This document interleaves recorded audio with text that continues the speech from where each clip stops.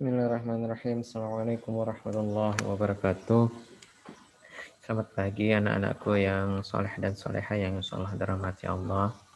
Hari ini kita akan melanjutkan materi ya. Nah, kemarin kita sudah bahas tentang gerak, gaya ya. Gaya sudah selesai sampai di sana. Dan hari ini kita akan membahas tentang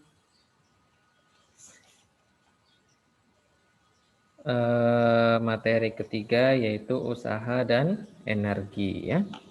Usaha dan energi. Usaha dan energi. Nah, waktu di kelas 7 kalian sudah belajar tentang energi ya. Kalian sudah belajar tentang energi, yaitu baik dari pengertian energi waktu di kelas 7 ya, bentuk-bentuk energi, sumber energi, kemudian perubahan bentuk energi, dan hukum kekekalan energi ya. Nah, kalian sudah belajar waktu di kelas 7, baik itu ada nanti namanya energi potensial, energi kinetik, kemudian energi mekanik, ya, energi yang dapat diperbaharui dan tidak dapat diperbaharui. Nah, kemudian ada perubahan bentuk energi, misalkan dari energi listrik menjadi energi gerak, menjadi energi listrik menjadi energi panas dan sebagainya ya. Kalian sudah belajar waktu di kelas 7. Nah, waktu di kelas 8 kalian akan mempelajari atau kita akan mempelajari usaha dan energi ya. Ada 3 hal yang akan kita pelajari di materi usaha dan energi ini ya, yaitu yang pertama jelas kita akan belajar tentang yang namanya usaha ya. Ya, usaha. Kemudian yang keduanya kita akan belajar tentang hubungan usaha dan energi. Nah, oke, ini yang kedua. Yang ketiganya yaitu kita akan belajar tentang yang namanya pesawat sederhana ya. Pesawat sederhana. Nah, ini 3 hal yang akan kita pelajari yaitu usaha, kemudian hubungan usaha dan energi, dan ini terakhir adalah pesawat sederhana ya. Pesawat sederhana. Nah, di pesawat sederhana nanti juga ada 3 hal yang akan kita pelajari. Yang pertama ada jenis pesawat sederhana. Jenis PS ya, pesawat sederhana, pas singkat saja. Kemudian nanti mekanisme kerja ya, mekanisme kerja pesawat sederhana. Dan yang terakhir adalah nanti kita akan belajar yang namanya keuntungan mekanis.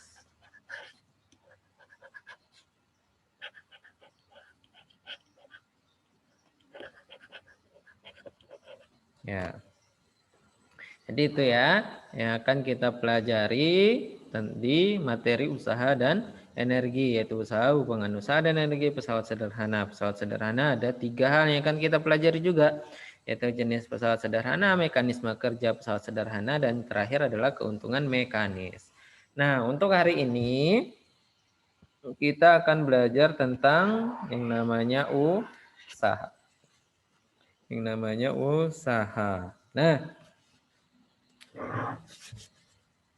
ada yang tahu apa itu usaha? Ya, usaha. Dalam fisika ya, bukan di dalam kehidupan kita sehari-hari yang itu ya, yang usaha, buka warung dan sebagainya, itu bukan ya. Nah, dalam fisika ya, dalam fisika usaha diartikan sebagai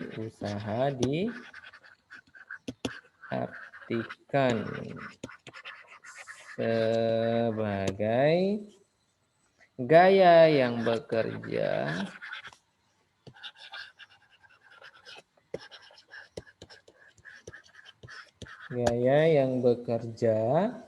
pada suatu benda suatu benda. Nah, sehingga menyebabkan benda itu mengalami perpindahan. Nah, sehingga benda itu mengalami perpindahan.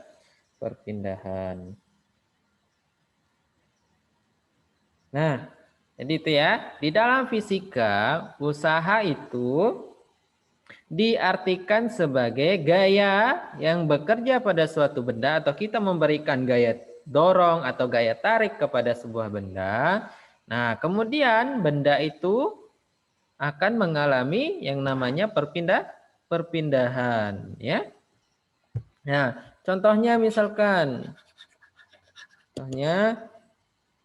kita memindahkan meja, kita mendorong meja ya dari belakang ke depan.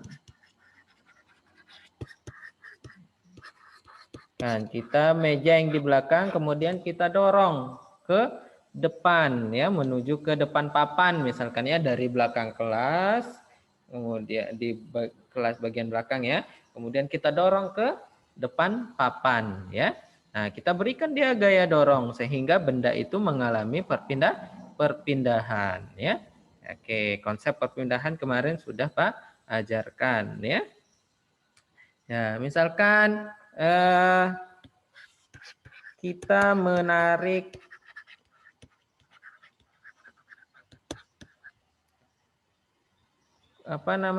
koper ya. Nah, kita menarik koper. Ya. Oke. Nah, kan kita tarik koper yang misalkan kita dari rumah, kemudian ya kita mondok di sekolah. Nah, kemudian kalian bawa koper nih. Nah, kalian tarik kopernya, maka kalian melakukan yang namanya usaha. Karena apa? Karena kalian memberikan gaya, kemudian benda itu berpindah, ya. Ingat, usaha ya, kita memberikan gaya pada sebuah benda, baik itu gaya dorong maupun gaya tarik. Nah, sehingga menyebabkan benda itu mengalami yang namanya apa? Perpindahan. Ya. Nah, bagaimana kalau bendanya tidak berpindah? Kita dorong tembok. Apakah kita melakukan usaha? Tidak ya, kita tidak melakukan usaha. Kenapa? Karena bendanya itu tidak berpindah ya. Tidak berpindah. Ya, seperti itu ya. Jadi kita memberikan gaya pada sebuah benda sehingga benda itu mengalami perpindahan. Jika benda tidak berpindah, maka kita tidak melakukan usaha. Ya, kita hanya memberikan gaya saja ke benda tersebut, tapi benda tersebut tidak berpindah, maka kita tidak melakukan usaha. Ya, oke. Nah, secara matematis, ya. Secara matematis, usaha itu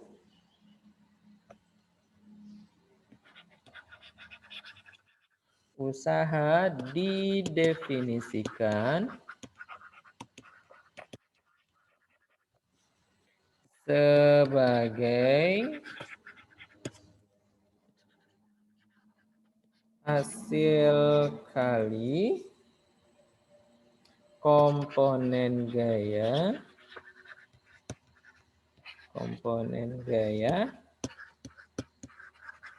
searah perpindahan ya. Hasil kali komponen gaya searah perpindahan dengan besar perpindahan. Nah, jadi ini ya, usaha secara matematis, kalau kita secara rumus ya, usaha didefinisikan sebagai hasil kali gaya yang kita berikan, ya, gaya yang kita berikan baik gaya dorong maupun gaya tarik yang searah dengan perpindahan benda, ya. Misalkan kita dorong ke arah kanan, benda itu berpindah ke kanan, maka gaya yang kita berikan itu gaya yang ke kanan itu, ya. Nah, dengan besar perpindahan, ya, seberapa jauh benda itu berpindah, ya, itu dia. Oke, misalkan nih secara matematis dituliskan rumusnya, kita punya misalkan sebuah balok, ya, kita tarik dengan gaya F, ya, sebuah balok kita tarik dengan gaya F. Nah, sehingga balok tersebut berpindah sejauh S, ya, sejauh S, Jadi sebuah balok kita berikan gaya tarik, ya, kita tarik balok tersebut sehingga balok tersebut berpindah sejauh S, ya. Nah, berpindah sejauh S. Nah, maka usahanya adalah, ingat usaha itu apa? Usaha itu tadi adalah gaya dikalikan dengan perpindahan, ya. Gaya itu adalah, ya, usaha itu adalah gaya dikali perpindahan. Nah, usaha itu simbolnya adalah W besar, ya, W besar. Sama dengan gaya itu adalah F dikali perpindahannya adalah apa? S, ya. Nah, jadi inilah rumus dari usaha, ya. Rumus dari usaha. Ya, usaha itu gaya dikali perpindahan, ya, di mana W sama dengan F kali S, ya. Jadi diingat. Ini rumus untuk usaha. W sama dengan Fs, ya, gaya dikali perpindahan. Ya, ingat gaya dikali perpindahan. Ingat konsep perpindahan di awal kemarin, ya. Ingat, ketika bendanya satu arah, maka tinggal kita langsung hitung panjangnya, ya. Nah, panjang lintasannya sama juga dengan jarak. Nah, kalau dia berbalik lagi, nah itu yang berbeda nanti, ya. Nah, yang berbeda. Jika sebuah benda kita dorong, kemudian kita kembali lagi, maka kita melakukan usaha atau tidak? Ya, tidak melakukan usaha, ya. Kenapa? Karena bendanya itu kembali lagi ke semula. Bendanya itu tidak berpindah, maka kita tidak melakukan yang namanya usaha. Kita hanya memberikan gaya saja ke benda tersebut, ya, tetapi benda tersebut sama saja tidak berpindah. Kenapa? Karena dia kembali ke semula, ya. Jadi ingat konsepnya. Ya, dia itu gaya dikalikan perpindahan, bukan dikalikan dengan jarak, ya, tapi perpindahan. Oke. Nah, ini untuk ketika gaya yang kita berikan itu gaya lurus, ya. Gaya lurus kita berikan. Jadi ini kan lurus dengan apa namanya, bidangnya, lurus datar sejajar dengan bidang, ya. Nah, sejajar dengan bidang yang kita berikan. Bagaimana kalau bendanya kita tarik dengan sudut, misalkan bendanya itu kecil, ya. Bagaimana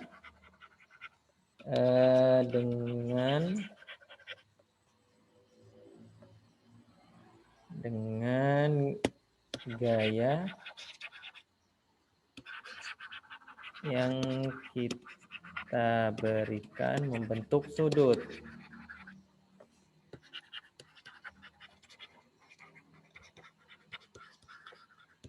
Nah, ya, bagaimana? Nah, Kita menarik benda yang kecil, misalkan ya sebuah balok kita tarik, ya. Akan tetapi kita nariknya kan tidak mungkin mendatar, ya. Nah, tidak mungkin selamanya kita akan mendatar, menarik sejajar dengan permukaan, ya. Nah, kadangkala kita akan menariknya miring, ya. Nah, kita berikan gaya tariknya itu atau gaya dorongnya itu miring ke atas, ya. Kita narik gini, ya, kayak kita menarik mobil mainan sambil kita berdiri, ya. Nah, sambil kita berdiri kan dia membentuk miring seperti ini, ya. Kita tarik, tidak mungkin kita tarik dia lurus selamanya, ya. Jadi kita akan nanti menarik dia miring. Nah, apa yang terjadi? Nah, sehingga dia berpindah ke sini kan? Ya, bendanya itu berpindah sejauh sama, sejauh S, ya. Sejauh S. Nah, akan tetapi di penjelasannya tadi bahwa gaya itu harus searah dengan perpindahan, gaya searah perpindahan, ya. Gaya searah perpindahan. Maka kan gaya ini miring, maka kita harus cari dulu gaya yang searah dengan perpindahan, ya. Maka di sini dia akan membentuk sebuah sudut di sini. Akan sudutnya itu adalah theta, ya. Nah, sudutnya itu theta. Nah, bagaimana?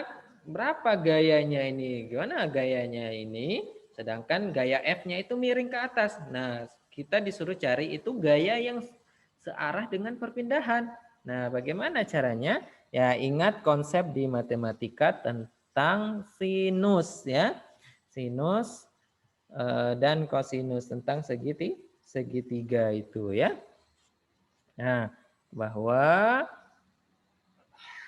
kalau kita punya segitiga, ya, di sini sudutnya saya. Nah, maka di sini kan ya, maka kalau yang di samping sudut maka dia adalah cos, ya. Nah, cos theta. Ya, ketika dia di samping sudut. Samping sudut maka dia berupa cos theta, ya. Nah, ingat kalau dia di depan sudut, maka di sini dia berupa sin theta, ya. Nah, ingat konsep yang segitiga kemarin, kalau dia di depan, kalau dia di samping maka dia berupa cos. Maka gaya F itu berubah menjadi F cos theta, ya. Ya. Maka gaya yang searah dengan perpindahan itu bukan F lagi, ya, tetapi F cos theta, ya. Jadi usahanya itu adalah gaya dikali perpindahan. Tetap ini rumusnya, cuma gayanya yang berbeda, ya. Jadi W sama dengan gayanya itu bukan lagi F, tapi F cos theta dikali dengan S, ya.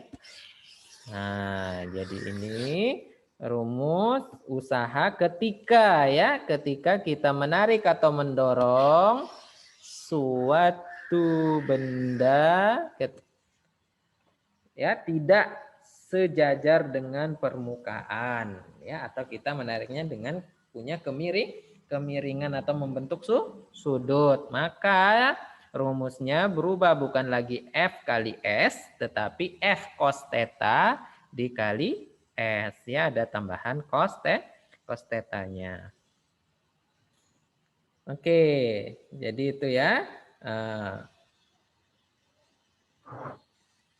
Oke, misalkan kita punya. Nah, tapi sebelum kita ke contoh soal, nah ini, ya, perhatikan, ini salah satu contoh nih konsep usaha dalam kehidupan sehari-hari, ya. Misalkan nih orang ini mengangkat beban. Apakah dia melakukan usaha? Nah,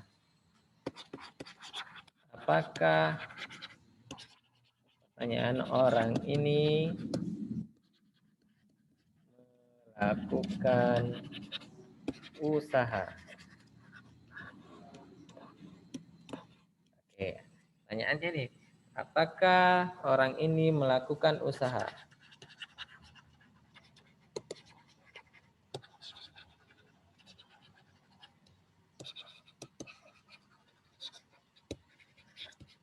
Oke. Nah, apakah orang ini melakukan usaha? Ya, jelas tidak ya. Nah, tidak. Kenapa? Kenapa orang ini tidak melakukan usaha? Karena dia tidak melakukan perpindahan. Dia hanya melakukan atau memberikan gaya ke benda itu ke atas dan ke bawah. Tetapi orangnya itu tidak berpindah, ya. Atau bendanya itu tidak berpindah, dia kembali lagi ke awal, ya. Dia tidak melakukan perpindahan, ya. Ya, dia hanya mengangkat begitu saja, tapi dia tidak melakukan perpindahan ke membuat benda itu berpindah. Itu sama aja tidak dia melakukan usaha karena bendanya itu tetap diam, ya, diam, atau dia bergerak tapi dia kembali lagi ke awal, ya. Nah, jadi orang ini tidak melakukan usaha, ya, karena bendanya tidak berpindah. Benda tidak berpindah atau bendanya kembali ke semula.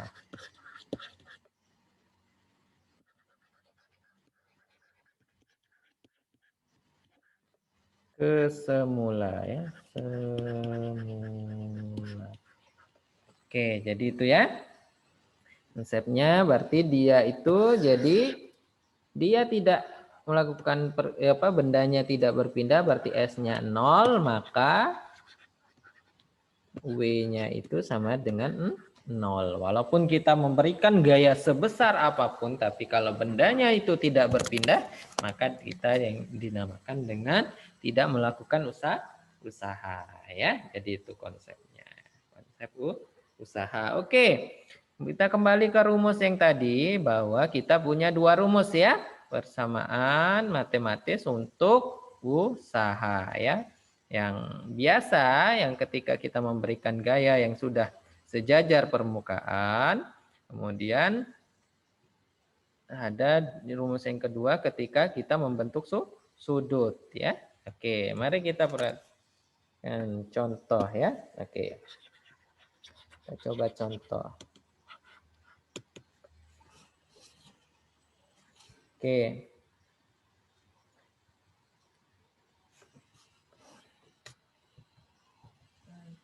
Ya, tunggu sebentar ya, Pak ambil contohnya di sini.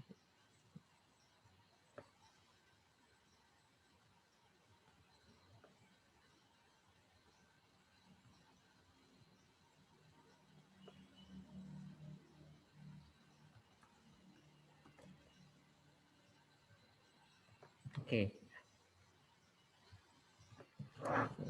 Pak buat aja. Oke, jadi contoh 1, sebuah meja didorong dengan gaya sebesar 50 Newton.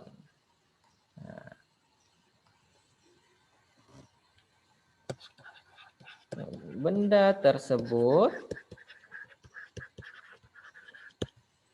ya, benda tersebut berpindah, ya, berpindah sejauh 5 meter ya, 5 meter. Nah, tentukan usaha yang diberikan pada benda. Diberikan pada benda atau yang dilakukan boleh. Oke. Ya, jadi itu. Tentukan sebuah benda didorong dengan gaya sebesar 50 Newton. Benda tersebut berpindah sejauh 5 meter ya. Tentukan usaha yang dilakukan ya. Oke, seperti biasa hal yang pertama kita lakukan adalah kita tuliskan dulu yang diketahuinya itu adalah apa? Ada gaya yaitu F ya, 50 Newton. Ya, 50 Newton. Kemudian ada apa lagi? Ada perpindahannya yaitu S-nya berapa? 5 meter ya. Nah, suruh kita tentukan atau yang ditanyanya adalah sudah pasti dia itu adalah usahawinya.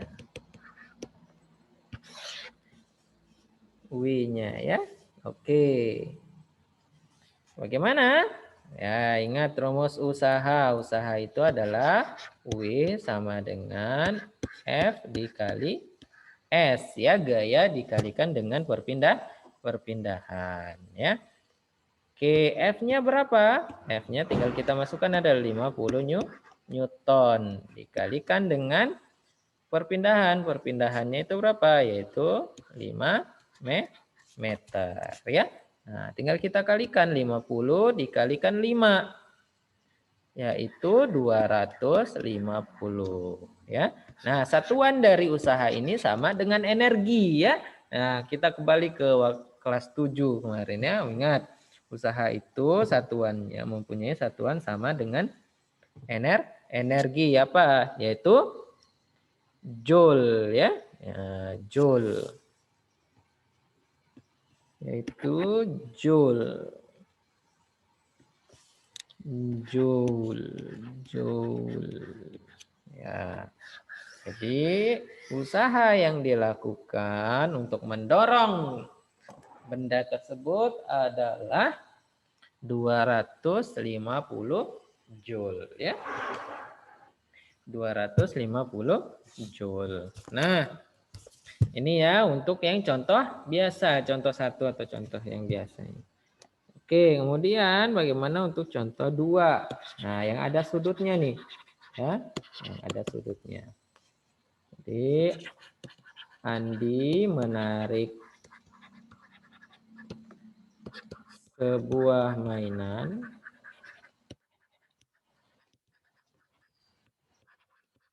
dengan gaya sebesar 20 Newton ya. Nah, dengan sudut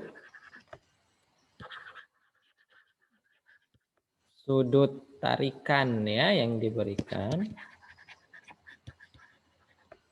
ya, sehingga membentuk sudut nih ya, membentuk sudut nih, dia menarik nih ya, sebesar 60 derajat ya.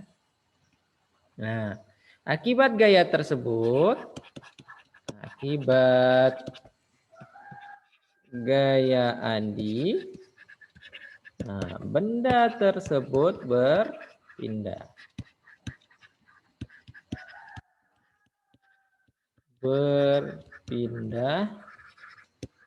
sejauh 10 meter. Nah, 10 meter ya. Tentukan usaha yang dilakukan Andi.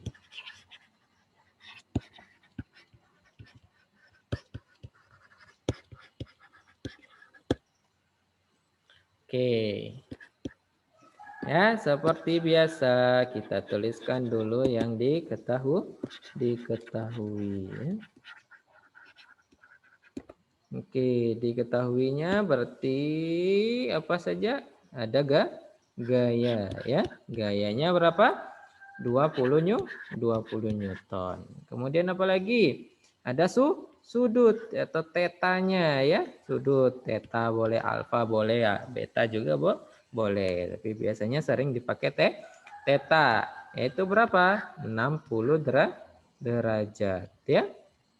Nah, kemudian apalagi perpindahannya S-nya yaitu 10 meter ya. Nah, yang ditanyakan sudah pasti adalah usahanya ya. Usahanya. Oke.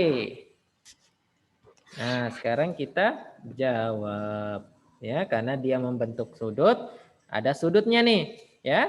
Maka rumus yang kita gunakan adalah usaha sama dengan F cos theta dikalikan dengan perpindahannya S-nya ya.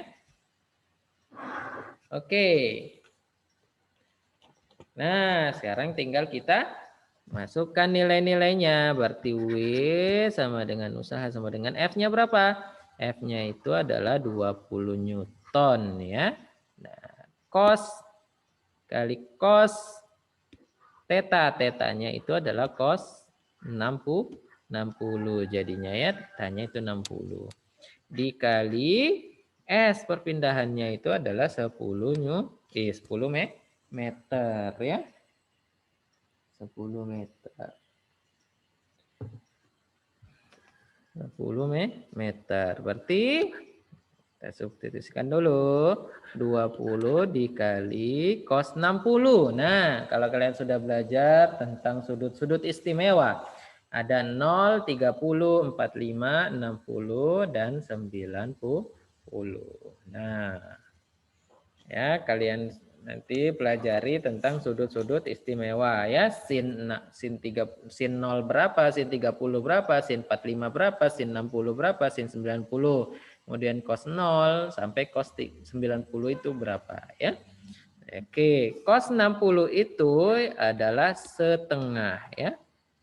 Ingat ya, cos 60 itu adalah setengah atau 1/2 ya. Dikali 10. Oke. Nah, 20 dikali 1/2 yaitu 10 atau 20 dikali setengah atau 20 dibagi 2 ya. Nah, yaitu 10 tinggal 10 dikali 10 berapa jadinya? 100 joule. Ya, 100 joule.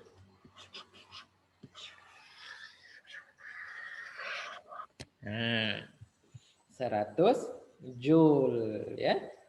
Oke, jadi seperti itu penjelasan untuk yang menggunakan sudut, ada sudutnya ya. Oke. Kemudian yang biasanya tinggal kita kalikan ya. Jadi kalian harus ingat nih sudut-sudut istimewa itu ya.